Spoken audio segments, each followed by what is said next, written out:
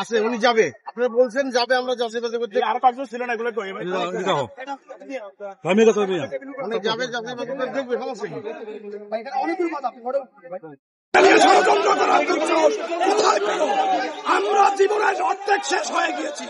এই বাংলাদেশের গণতন্ত্র সার্বভৌমত্ব রক্ষায় আবার নিজের জীবনকে বিলিয়ে দেব, কিন্তু মেনে নিব না, মেনে নিব না। বাংলাদেশ নিয়ে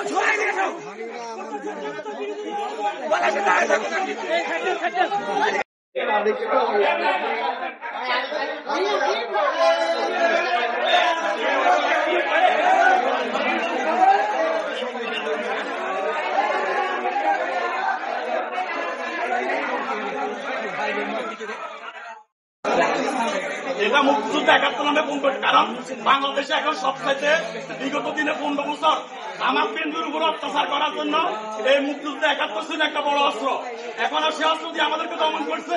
মুক্তিযুদ্ধের নাম দিয়ে মুক্তিযুদ্ধ বিরোধী বলে কাউকে হত্যা করলে সেটা তার সেই প্রশাসনের প্রমোশন হয়তো, তার বিচার হয়তো না।